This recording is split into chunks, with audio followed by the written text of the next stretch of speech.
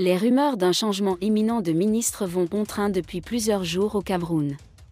Les spéculations se sont intensifiées après la visite de Franck Byaka sur les lieux de la tragédie de Mankolo. Désolé de vous interrompre, ce rapport peut contenir des commentaires soumis au choix de l'auteur.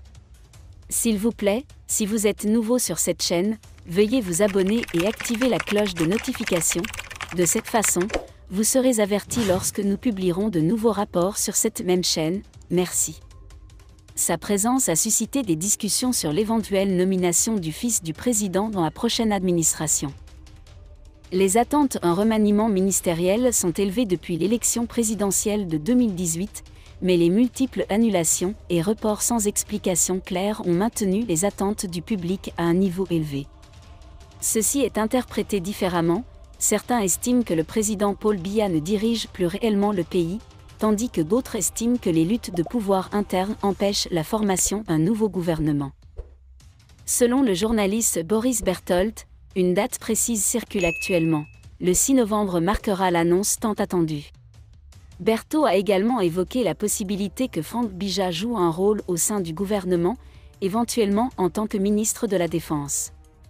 Bien que cela ne soit pas officiellement confirmé, Franck Byaka est devenu un conseiller clé de son père et le conseille souvent sur des questions clés. Ses missions d'évaluation sur le terrain, notamment après les récentes inondations à Mankolo, ont alimenté les spéculations sur son nouveau rôle politique. Mais la question principale demeure, Franck Byaka entrera-t-il sur la scène politique maintenant ou plus tard? Certains consultants estiment que le moment est venu. Son éventuelle nomination pourrait également retarder la formation d'un nouveau gouvernement. Si Franck Byaka est effectivement nommé ministre de la Défense, cela romprait avec la tradition, puisque le poste était auparavant occupé par un vice-ministre. Cette décision pourrait être interprétée comme une tentative du président Paul Biya de suivre une trajectoire politique similaire à celle d'Ali Bongo, qui a été ministre de la Défense avant de devenir président du Gabon. Cependant, cette stratégie ne réussit pas toujours.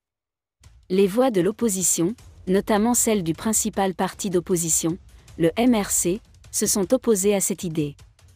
Albert Dzongang a déclaré « Le plus grand cadeau que Paul Biya puisse faire à l'avenir démocratique du Cameroun n'est pas d'essayer de voir son fils lui succéder. » Les spéculations sur le changement de gouvernement et l'éventuelle entrée de Franck Byaka au gouvernement camerounais soulèvent de profondes questions.